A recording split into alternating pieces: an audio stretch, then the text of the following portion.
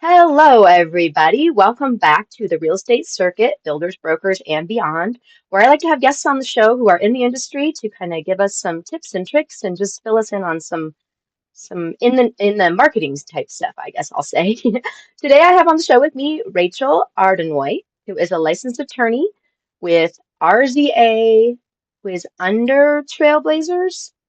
Is RZA that Legal is my law firm. Yeah. got you? Can you tell us a little bit about yourself? And I guess how did you get into doing the getting into doing this, I guess. Yeah, sure. I've been a licensed attorney since 2012. I'm licensed in Florida, Colorado, and New Jersey. And a little over 10 years ago, I moved to Denver from Florida in 2015 and started my law firm, RZA Legal. And so for the past over 10 years, I've been working with clients doing transactional stuff. So business transactions, buying and selling businesses, commercial real estate, land use issues, and then estate planning as well. So doing wills and trusts and helping people structure their assets to make sense to pass on to their legacy when they pass away. And so whether that's, setting up LLCs or trusts, or other things like that for any sort of assets, whether it's real estate investments or other things. And so I have a degree, undergraduate degree in real estate and business management, and I was a realtor in Florida for a short amount of time during 2007, 2008, before I went to law school. Oh, very cool. I like that. Yeah. Well, tell us, how has the legal landscape for property owners in our area especially shifted over the past few years? Yeah, I mean, there's a few different factors that have changed. I think everybody's aware of how our assessments have changed a lot of things with commercial assessments going way up and also residential. I myself, I purchased my home in 2020 in Fort Collins and have seen how the value has gone up, but how, this impacts everyone, right? How insurance premiums have gone up, how tax assessments have gone up. Maybe some of your listeners did some protests when those taxes went up. I know I did the first time around. I did. Yeah. Yeah, yeah. And so, that's one aspect. Another aspect is Fort Collins recently completely overhauled the land use code. And so, that's just taking effect. And so, really affects a lot of things, how projects get approved, accessory dwelling units, a few other things. So I think, there has been a concerted effort to look at the master plan for Northern Colorado. We see a ton of growth over in Weld County, lots and lots of development. And so I think it's really been shifting in many different ways the last couple of years, and we see that trickle out in other areas of our community, right? I've got school-aged kids, and because of the different demographics and how people can access property in Larimer County, that's really changing what schools that are necessary and possibly thinking of closing schools and opening schools in different areas. And so those are just a few examples. A lot of other laws that changed too recently regarding like landlord tenant things. And so, requiring certain lease renewals and different requirements for if there's going to be an eviction or, what that looks like. So a lot of these legal things have changed, and as well as like the master plan and the view for our future and our community have impacted the landscape for property owners over the last couple of years. Yeah, there's definitely been some shifts. In your experience, what are the top five, well, top three? We'll go with three. What are the top three Okay. mistakes that people make when they're trying to navigate the real estate transactions without a legal counsel? Because I know a lot of people try to save money and then they end up with a bigger mess down the road. So, what are the top three that you see? Yeah, that certainly can happen. And I will say too, I see in the community when people are asking for assistance in real estate matters where maybe they're hesitant to hire a real estate broker or a realtor, but there's a stigma of if I hire a lawyer, they're going to be really expensive. And Hmm. so, over the past 10 years, I've done a lot of real estate transactions, most of them in the commercial world, but also plenty in agriculture and some residential. And according to my data, our fees are less than 1% of the transaction every time. And I think Wow. people are surprised by that because they just assume that it's going to be thousands and thousands and thousands of dollars if you hire Yes. an attorney. And I think, if you hire the right attorney, then and if it's a deal, if it's like a for sale by owner situation, or you don't have a realtor, then you're going to actually save money because you're not paying the 3 to 6% commission on the property. And again, my rates are less than 1% to the deal.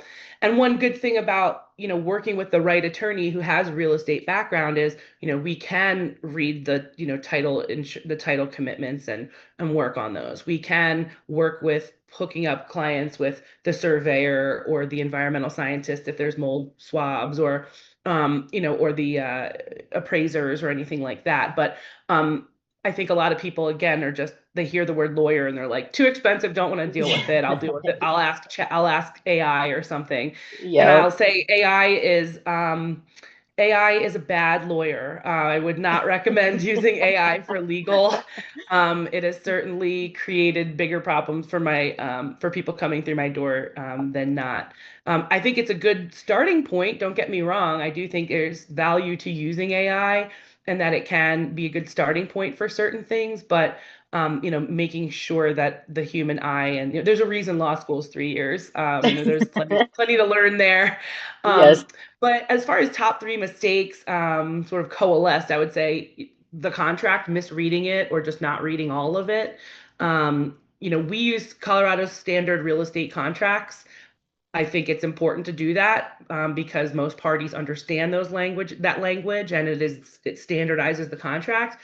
But it's as we all know, it's long. There's little text, lots of tiny little text in those contracts, Yep. and sometimes I think if you are not used to dealing with real estate transactions, you may put in certain deadlines that are just not reasonable, like, a 2-day title objection or something when title's going to take longer than 2 days for them to create a commitment, or, a 1 week inspection timeline when you can't get the inspector in for 3 weeks.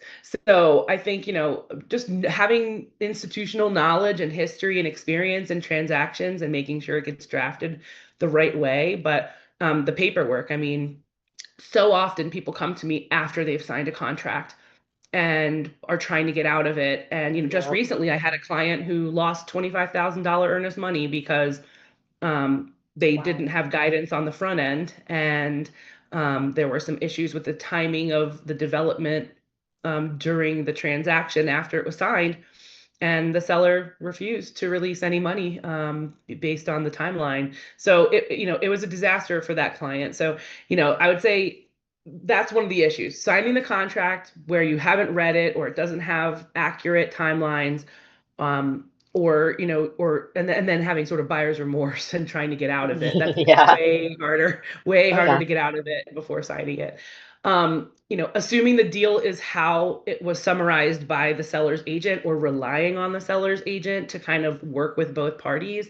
There's a reason why there are so many different acknowledgments and waivers and documentation of who does this person work for, who do they represent, if they're a transaction broker, kind of what they owe to each party. And so and that goes for having an attorney too. If only the seller has an attorney, they don't represent the buyer, and the buyer Right. should not rely on the seller's attorney to give them guidance that is beneficial to them, because that's not Right. who they represent. Right. So, title commitment, survey exceptions, what HOA restrictions, or whether there's an easement, all of those things are squarely in the realm of a real estate attorney and how we can help guide through it. And then those are two. The third mistake I would say is like skipping the entity structure phase of it and buying things in your own name personally if it's a business, or if you have estate planning like a trust in place but you don't put it in the trust, like not Mhm. funding the trust, um not putting it in an LLC to protect your interests and limit liability. I think those things, they just, I don't, none of them are usually deal killers, but if you fix it later, it will be more expensive to do it Oh, sure. not right the first time. Yeah. Yep. No, that makes, and that is definitely something.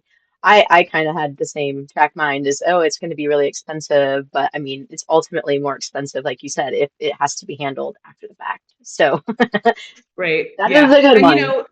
yeah, and if the other party's gonna dispute, you getting out and not return your funds or whatever, um, the only remedy is going to court. Yeah. And I don't do litigation. I pass that off to attorneys who go to court and do litigation. I do deals and paper the deals. But those lawyers do a $15,000 retainer minimum to start a lawsuit. Wow. Yeah. And I don't know about you, but like I run a small business and I don't have $15,000 lying around to Yes. I'd rather spend three on the front end and make sure the deal's going to go through instead of and the 15 is just to start. That won't get Yeah. you through a trial. Got So you. No, that's great. Well, I know you kind of brought up title a couple times, so I want to kind of loop back into that. So, can you explain the importance of a clear title and what happens when things might become cloudy or muddy? yeah, I'm sure a lot of your listeners know all about this, but title is your proof of ownership, and if there's a cloud on title, that's anything in the chain of title that calls your right to own the property or sell the property into question. So mechanics liens or other types of liens on property, if someone has a judgment creditor and that can attach to property, if there are boundary disputes, if there are recording errors, if there are easements that aren't recorded but are have been traditionally used. So, we do a lot of work in the mountains as well as around northern Colorado and all around the state. But a lot of times when we are dealing with land deals in the mountains, there are these easements and other like driveways and things that people have been using for years, but you get the survey and come to find out It's that you not. don't actually have access. It's on your neighbor's property, and then we're trying to chase down the neighbor to get an easement drafted, and those are things that we certainly handle. But if if the neighbor's not playing ball, that could bungle a deal, even if you're under contract, Yeah. which is hard. And I've seen it. So I'm sure you probably have seen it too. Properties where there's new development and there's mechanic liens that haven't been released, um, or property that's purchased from an estate where not all the heirs have signed off, and maybe not deeds of trust that haven't been released if there's things that are taking place there. So all of these things can hold up a deal from going through, and usually you don't find that out until after the paperwork is signed and the title report comes back, and there's all these things that have been found. So, if those things are discovered, that's gonna pause the deal sometime, especially if there's bank financing involved. Usually that will hold things up to get financing. I know you can speak more to that, Kimberly. But working through it to cure it, and then sometimes it requires a quiet title action and a court, corrective deeds, things like that, and those things can take time. And so really that's another reason why it's important to build some due diligence into the process. Not trying to say slow down a deal to the point where it doesn't make sense, but just pump the brakes just a little bit to make sure that we're not all, getting to the closing table and realizing that it's not happening because of one thing or the other. Hmm. So, we don't want to kill deals. I know sometimes that's another stigma I get lawyers face is, oh, they're going to kill the deal. There's too many legal issues and they're just going to slow things down or stop it. And I think I see it quite the opposite is like if when you find out there are legal problems during that due diligence period, that we can fix those things Yeah. before closing day. Yeah, I could Gotcha. certainly understand the frustration if you don't engage with legal counsel, you get to closing and then everybody's mad that the deal doesn't go through that day, right? Right. So that's what I think is really important. And that's exactly why we have owner's title insurance, right? I always recommend owners extended coverage for that purpose. It's usually not very much more, and it really does provide a lot more protection. But Yes. um, even if you have it, it's going to create a situation down the road for when you try to sell it or subdivide or whatever. Yeah. Well, that's kind of what I tell people. It kind of rolls into the same thing I tell people with FHA because FHA has such a bad stigma because they're so strict on everything with appraisal. And I'm like, they actually are helping you in the long run because if there's an issue with the property and you don't know about it because it didn't show up on the appraisal maybe or the inspection or whatever, now you're stuck. You're And now inheriting you, it. Oh yeah, yeah. now you got to figure that out. So kind of similar to what you were just saying, I guess. And then Yeah. Yeah. you brought up due diligence. Does it look any different for residential versus commercial side of things with the due diligence? Yeah, I mean, typically in my experience, and again, I don't do too much residential. Usually I'm on the commercial side or land side of things. But for residential, it's usually physical, right? It's inspection, it's roof, it's HVAC. etc. And so the standard contract inspection, objection, and termination deadlines are usually like 2 weeks. And so just making sure you have, whoever it is you're working with, whether it's a broker or if it's, if you're working just with your mortgage, lender or with just an attorney, making sure that you have those vendors lined up, right? So you can get those inspections and everything done within those termination deadlines and make sure you're not putting your earnest money at risk. When it comes to commercial property, usually there's a little bit more in-depth investigation. A lot of times, if you're buying the business along with it, then you're doing due diligence on the business assets as well as the real estate. Sometimes there's environmental issues, right? And phase one, sometimes phase two, those can take a while. Um, if you're buying property that is new build and you have to establish, a certificate of occupancy, confirming what the land use and zoning allowances are for that property, and that's going to depend on the type of business you run. I have some clients that are in highly regulated industries like marijuana, and they can only put their properties in certain zones based on their use. And so, if it's, for instance, in Denver, if you're doing cultivation or manufacturing, it has to be in an industrial zone. You can't put that in a residential zone or a mixed use zone. So knowing kind of the nature of the business, either whether you're buying a business or starting one, and how that relates to the real estate is super important, not just like from, oh, can people see my property as they're driving by to get customers, but what that use is. And then, a lease review. We do a ton of commercial lease review. For our clients who are real estate investors, we write those contracts because they're landlords and make sure that those are, structured properly. Um, CAM reconciliation, I never went to law school thinking I would do so much math, and there's a ton of math involved, especially in real estate. But I could tell you almost every single commercial lease I've ever reviewed, and I review dozens of them every year, is the CAM reconciliation or the square footage and how we calculate what triple nets are.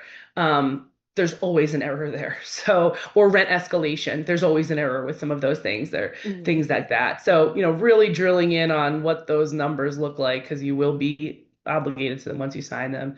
And then, of course, the reviewing surveys, making sure there's no encroachment issues, like we talked about, access, those sort of things. So yeah, normally the commercial due diligence timelines are not as standard. They're kind of negotiated and usually between 30 and 60 days is common.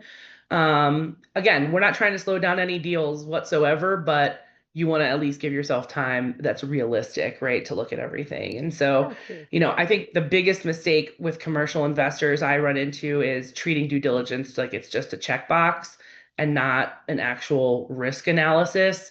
And again, people get really excited about opportunities and real estate is those are some of the biggest investments you'll ever make. And when you sort of start picturing yourself living in a home or working out of a business location, a lot of times a lot of the important parts of the due diligence fall to the wayside. And so again, like you said, like you're just going to inherit those things if they aren't looked at on the front end. So those are definitely some main differences between residential and commercial.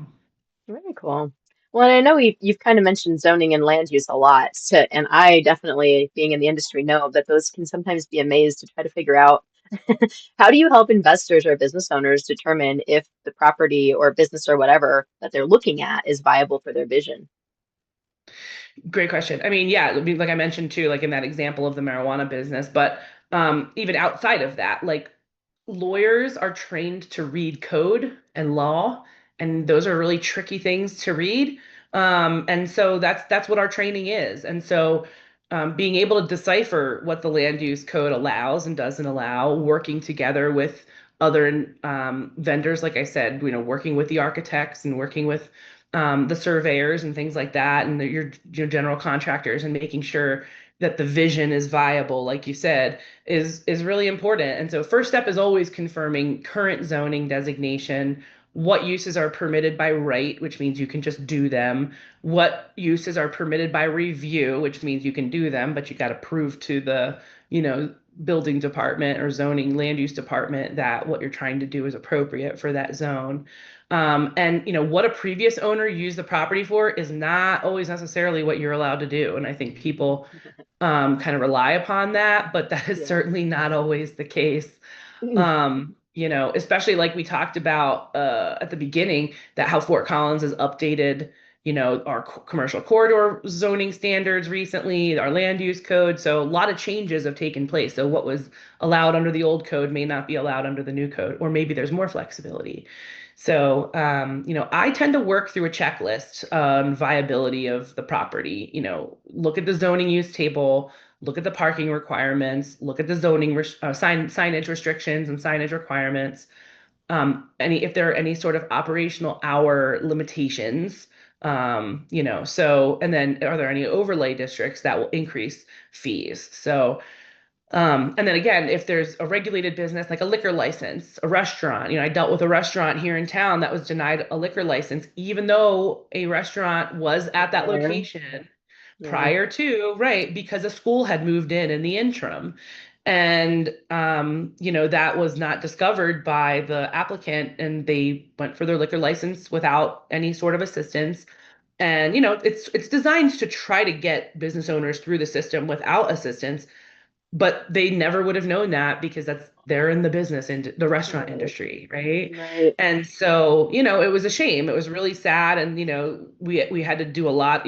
Then we're dealing with the landlord and what money is owed there, and how do we get out of that, and how can we reapply in the future?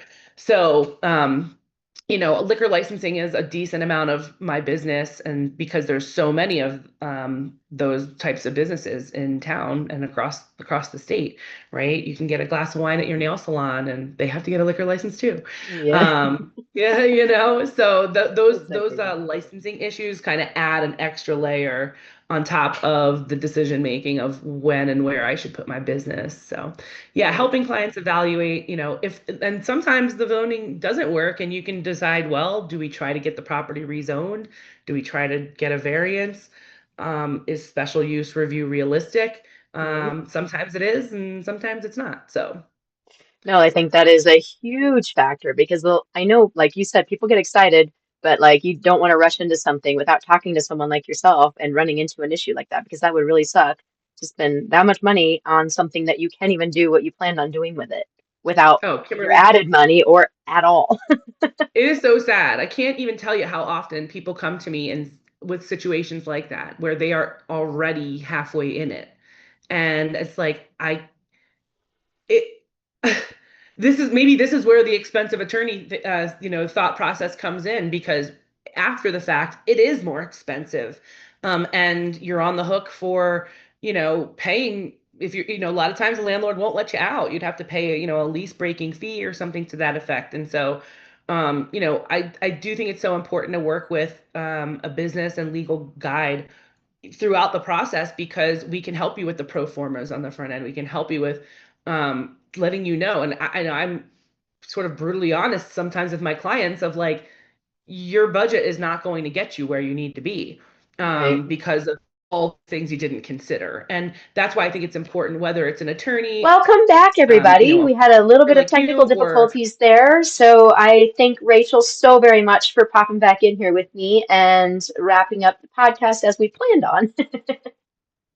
Welcome back, Rachel. thanks. I think when we left, or when we got interrupted, we were talking about zoning land use laws and whatnot, and I know we were kind of talking about, you know, an extra bit about when those lease break, if there's potentially lease breaking fees, where if you do run into any issues that just don't match your needs for your company or your business or whatever you're trying to do with the purchase, and like the budget that might be needed. I don't. I don't know if you remember exactly where we were, so we can skip over that if you want, or if there's anything else you wanted to add to that, we can do that now. Yeah, happy to. I mean, I think the moral of the story is that you don't want to sign a contract that won't let you get out in the event that you can't do the thing you want to do there, right? And so due diligence can happen whether you're buying a property or leasing a property. And so, I've certainly seen the situation where people are excited about getting into a property, they sign a lease, and then they find out after they've signed that they can't move forward with their plans. And so, in order to avoid that, you want to make sure, ahead of time. And even though that may slow things down by a few extra days, it's absolutely invaluable to double check and make sure that you'll be able to do what you want to do at your property. Cool. Have you, I'm sure you've probably experienced like those type of lease breaking fees. What is the like min max that you've ever seen? So somebody would know, like, it's better to come talk to you for sure because I want to avoid this in the long run. Yeah, I mean, oftentimes a lease, lease states that you're on the hook for the entire term of the lease.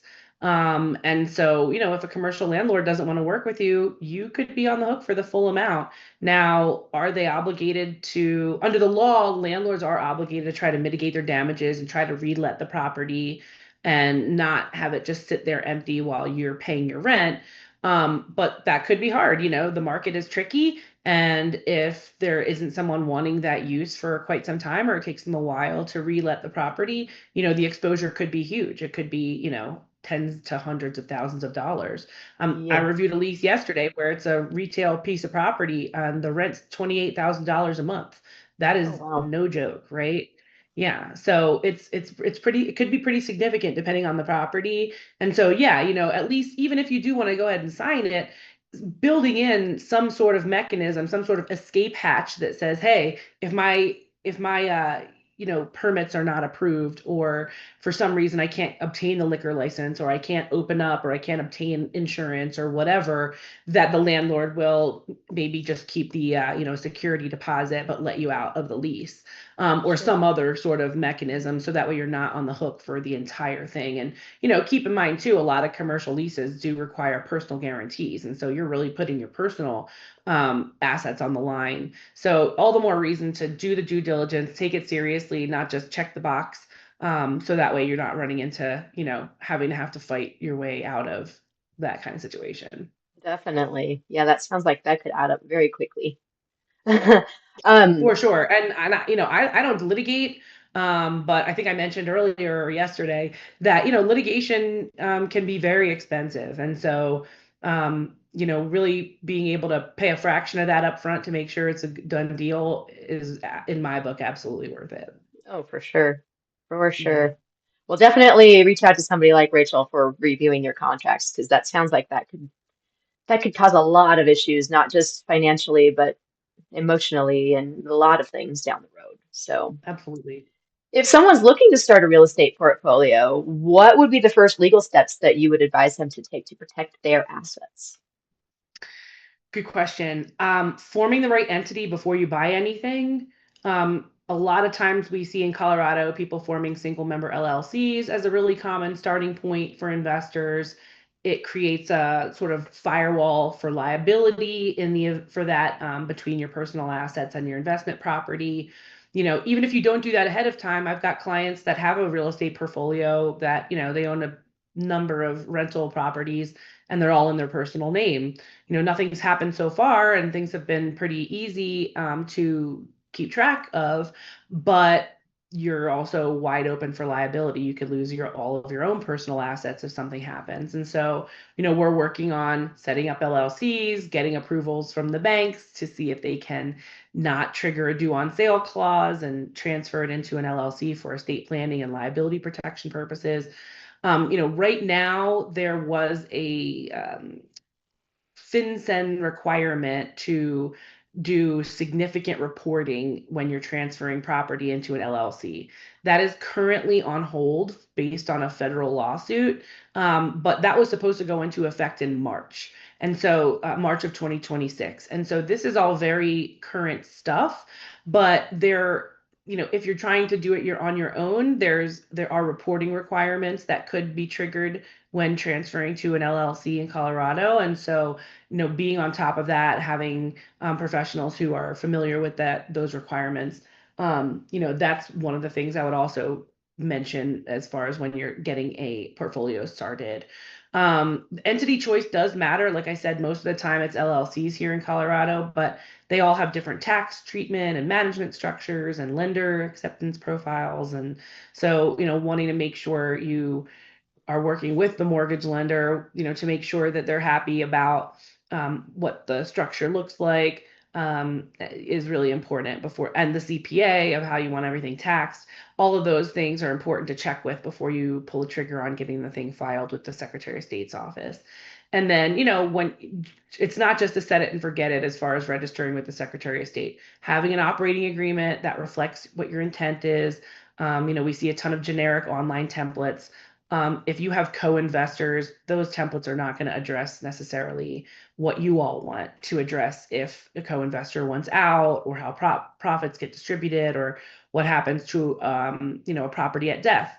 I do, like I said, a lot of estate planning too, and this is what we call business succession, is making sure that your operating agreement terms align with what your will says.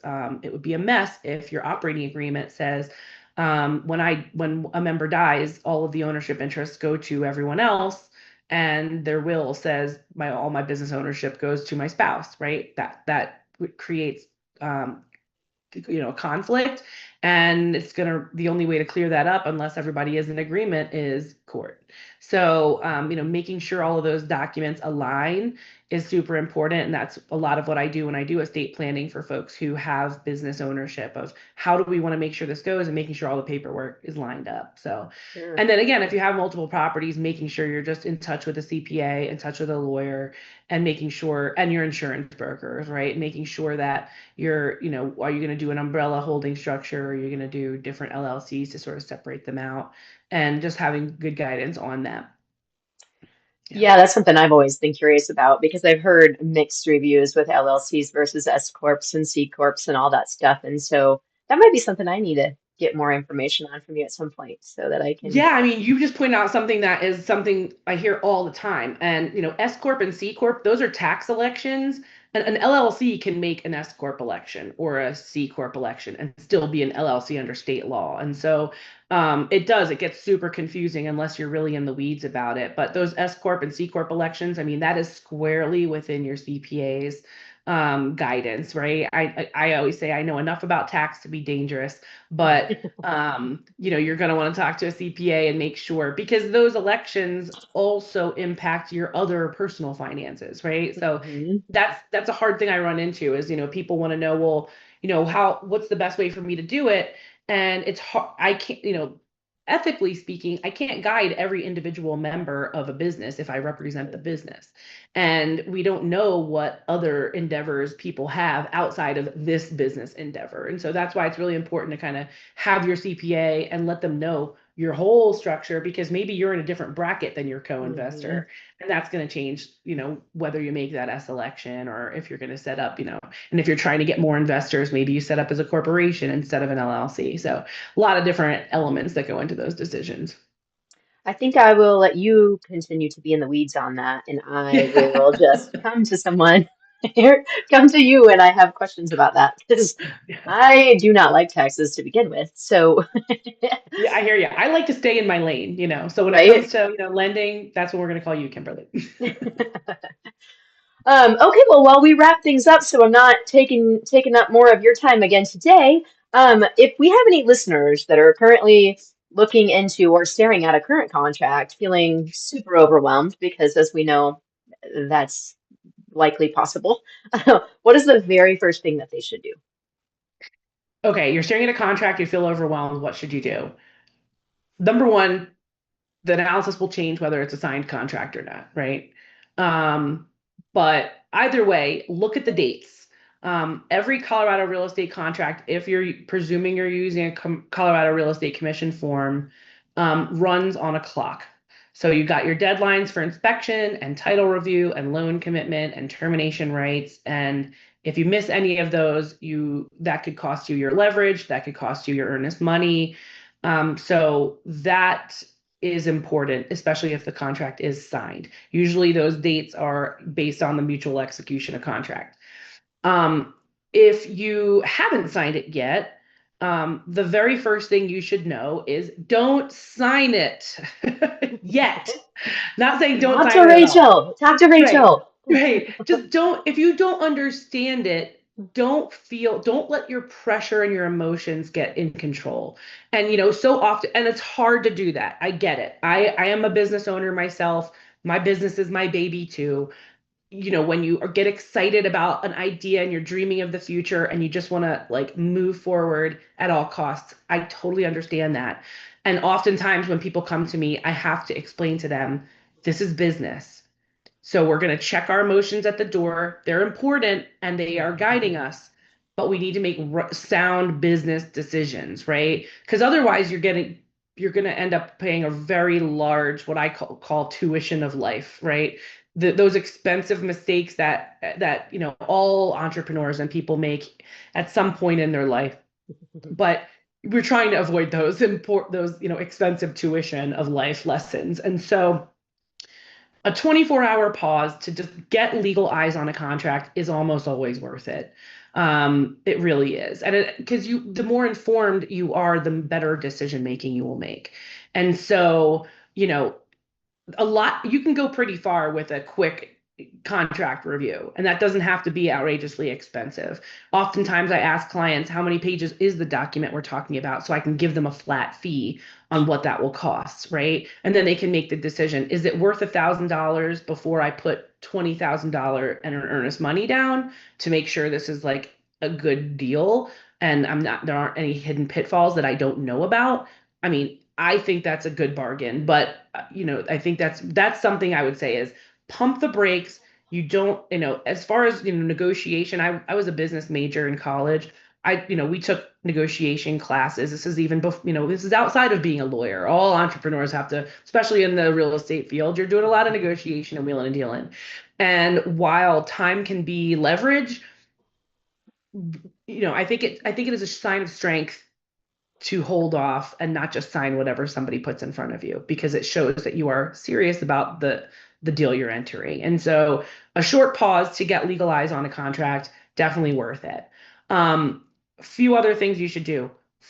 Flag any blank or handwritten additions to the contract before you sign. Oftentimes, we all know those additional provisions, Section 26 or whatever, at the end of the contract. A lot of terms can go into that additional terms contract. And a lot of times that's like the meat of the deal, right? So, especially if people are trying to throw in, business assets and other assets in addition to the real estate on that contract, or even, seller financing terms and other things like that. We see that all the time, right? Um, Making sure that we're really looking at those, and again, those happen at the end of that form contract, so by the time you've glazed over pages Right. and pages of form, it's You're hard. like Your eyes exhausted. are tired. Yeah. Hmm. So that's something that is easy to miss when you're looking at a stack of like standardized forms. And then call a transactional attorney, not a litigator, not a criminal defense attorney. You want to go, just like you go to the right doctor, you go to a dentist to get your teeth done. You don't go to a podiatrist to get your teeth done. You don't want to go to a defense attorney to get your contract reviewed. We all have our own areas of expertise. Um, and you want to talk to someone who reads and negotiates contracts as their primary work. Oftentimes, I mean, I saw it literally yesterday on a neighborhood Facebook group. Hey, are there any real estate agents who will write up a contract on a flat fee? That is the unlicensed practice of law. It's outside what the licensing allows for real estate sales associates. I was one. I know what it is. Realtors don't want to be unethical. Realtors don't want to risk their licenses for doing work outside of the scope of their work. And realtors deserve to be paid the way they deserve to be paid as well. And so I think, just being smart and knowing the right professional to call. A transactional attorney is somebody who can legally represent you in a contract. And so that is what we do. It is our primary work. and it really is a fraction of the cost of the problems that can surface afterward. So, I know we talked at the beginning yesterday about kind of the stigma of attorneys can be really expensive or slow down a deal or whatever. And I think that's where it really gets into vetting which professional you're hiring. A lot of times bigger firms are going to charge you for the partner and the associate and the legal assistant and the paralegal. And yeah, that can add up and that can get expensive. But there are Mhm. those of us out here who are small business owners, just like our clients, where you're going to call and we're going to answer. And we can turn things around quickly. And we do have knowledge, not just the paperwork. Because that was one of the replies I saw when someone was looking for a realtor on that Facebook message, a realtor saying, well, the lawyer only does the paperwork. They're not going to help you with, finding the right vendors or getting inspections or reading surveys. And that is just patently untrue. Now, there may be some lawyers who only deal with just the paperwork, but those of us who are really passionate about working with small businesses and really passionate about seeing deals go through, we are more of a Swiss Army knife. We can help with lots of different things. You don't want someone who could do everything for you, but someone who speaks the lingo that you're not paying for them to get up to speed, if that's what you do. So that said, I think it's important to have the right professionals around you, and the right professionals around you are also going to be able to tell you when they can and can't do something, right? Or if you'd be in better hands with somebody else. And that's my philosophy as well. I'm more than happy to help small business owners and other entrepreneurs interested in real estate deals involving business or not, easements, other sort of land use situations. But make sure you're vetting that person too. You're not just going to hire the first person that comes across your desk. Yeah, that's, I think, great advice, and I love that. Well, wrapping up a little bit here now. We went a little bit longer than I normally do, but this was too good of content to cut short and not include everything. So I very much appreciate you coming on not once but twice with me. And as we end things here, how do people find you? Like, where are you at? What I'm going to have your information, of course, in the podcast, but if you want to tell everybody here the best way to get a hold of you, that would be great. Yeah, absolutely. I'm in Fort Collins. I'm in Midtown Fort Collins, but I'm happy to meet on Zoom with anywhere in the world. Um, Best way to do that is go to rzalegal.com, and at the upper right corner it says schedule now. And if you're just trying to figure out if we're going to be a good fit, you can click on quick call. It's a free quick call for us to get on the phone, schedule a time that works on your calendar, and I'll call you and we can have a quick call to see if I can answer your questions, if I'm the right person for you, or if maybe you need a different professional. If you, based on this podcast or any of my blogs or any other content out there, you feel like you want to work with me already, you can schedule a consultation and we can dig right into the legal, questions. And that's 250 for 30 minutes. So pretty low barrier to entry. Just check out rzalegal.com and schedule now, and you can get on the calendar. Awesome. That is awesome. Well, I again appreciate your time so very much. This information was all amazing, and I'm sure there'll be some people out there that will be reaching out to you. So I thank everybody for tuning in, and we will see you next time. Thank you. Thanks.